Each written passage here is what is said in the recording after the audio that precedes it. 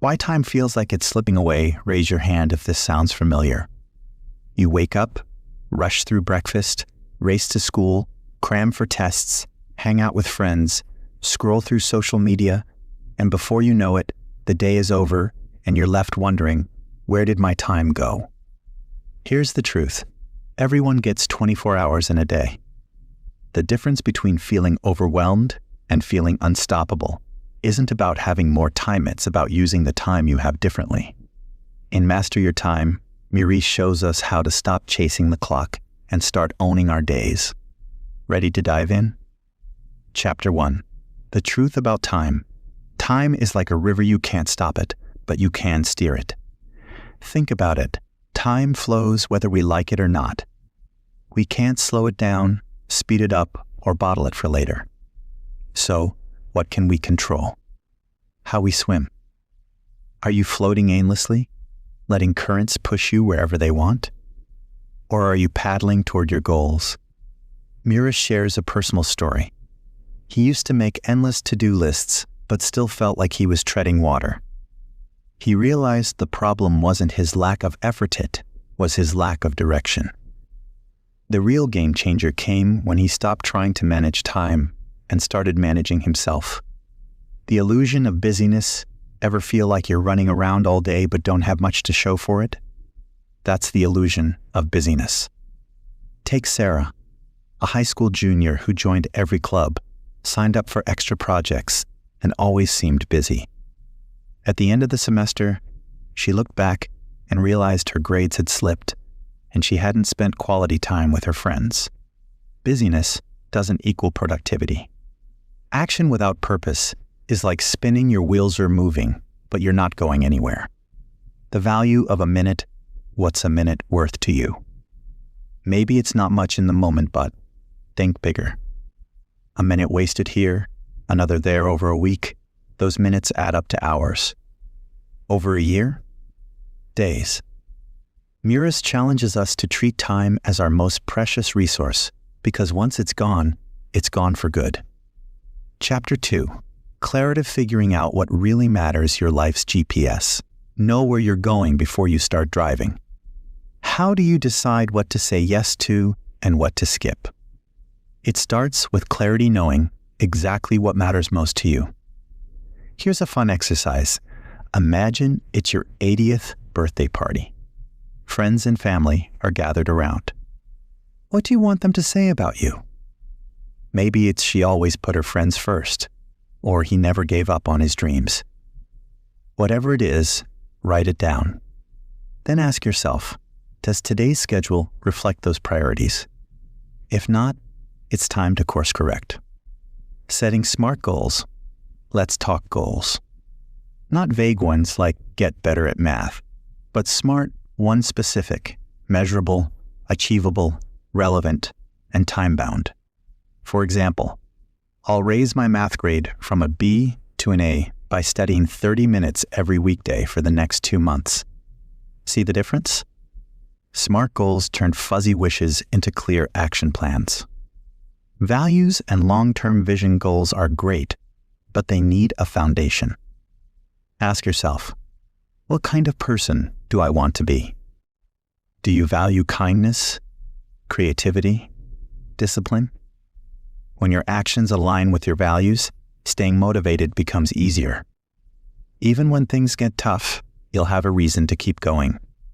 The power of visualization. Picture this. It's the end of the semester and you've aced your exams. How does it feel? Proud? Relieved? Happy? Visualization is like a mental dress. Rehearsal it trains your brain to believe success is possible.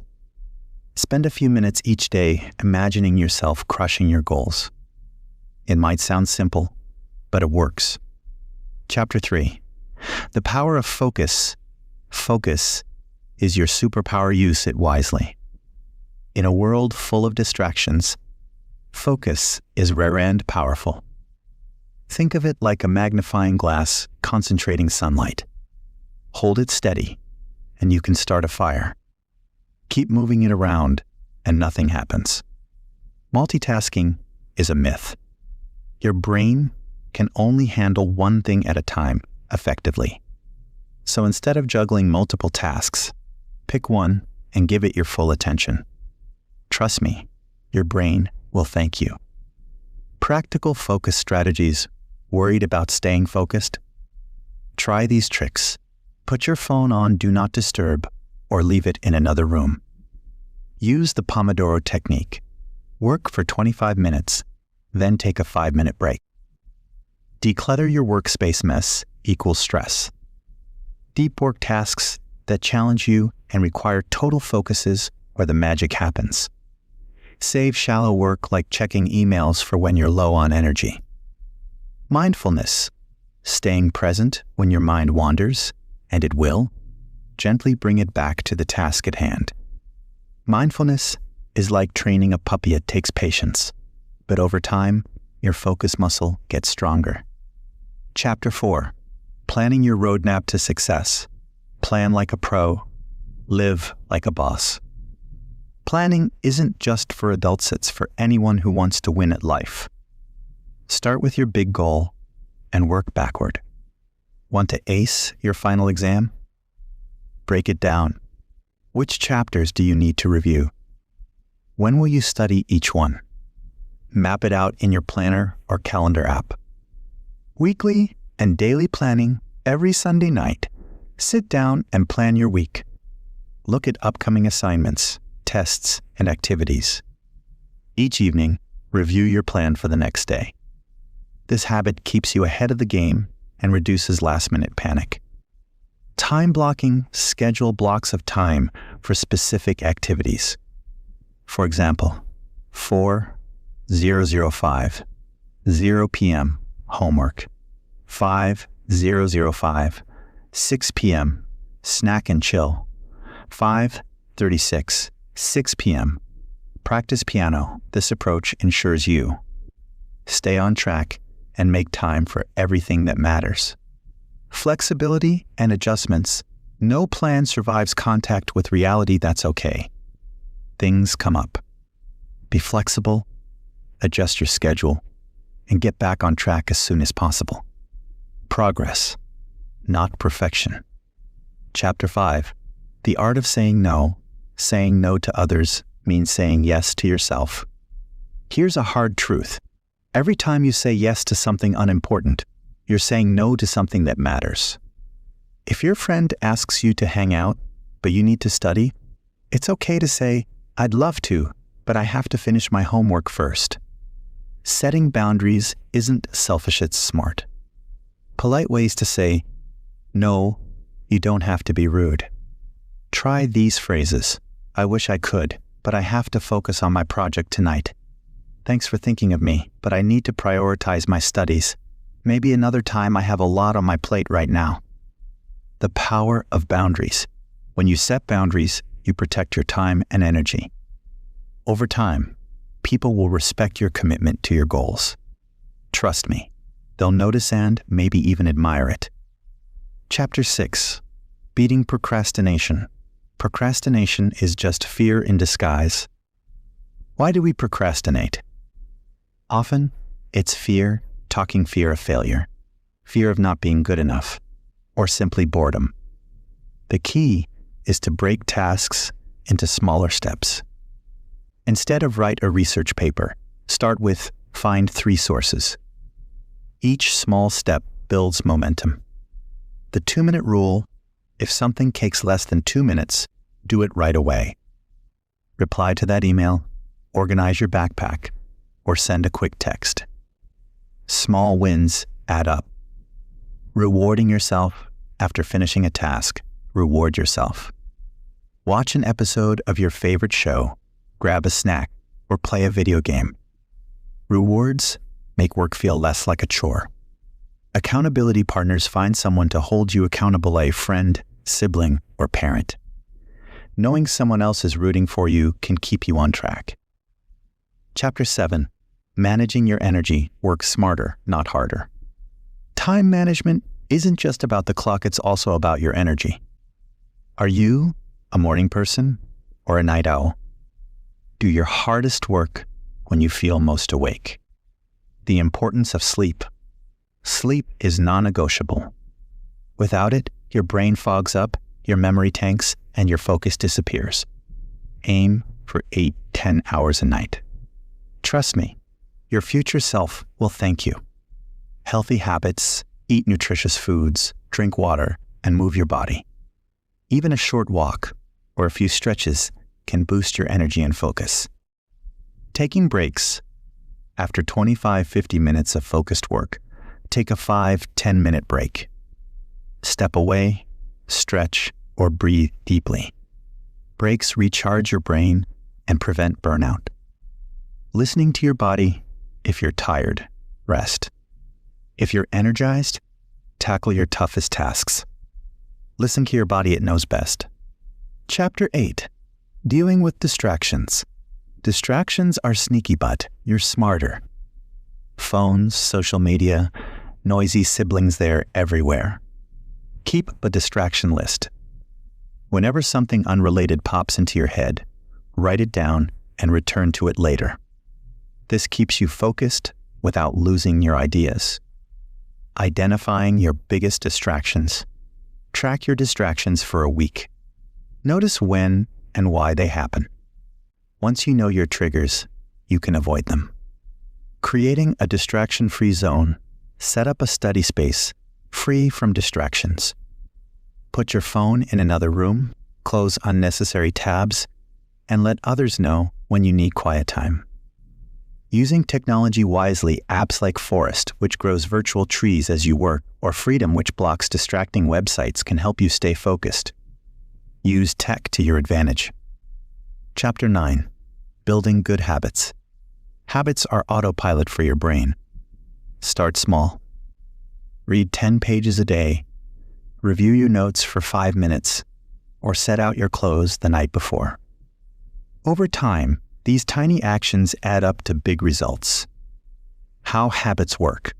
Habits have 3 parts. A cue, what triggers the habit, a routine, the action, and a reward, the benefit. For example, after dinner cue, you review your notes routine, and then watch your favorite show, reward.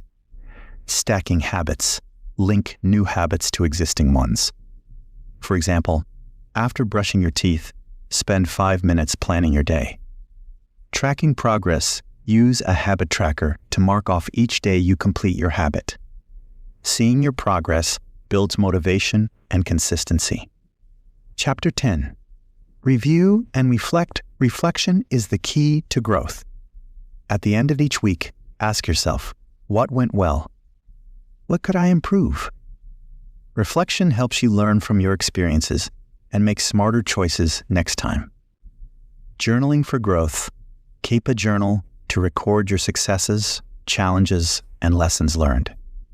Writing things down helps you process your experiences and spot patterns. Celebrating wins. Don't forget to celebrate your achievements, no matter how small. Finished your homework early? Nailed a test? High-five yourself. Celebrating progress keeps you motivated. Chapter 11. The power of mindset. Your mindset determines your success. A growth mindset means believing you can improve with practice. If you mess up, don't get discouraged. See it as a chance to learn.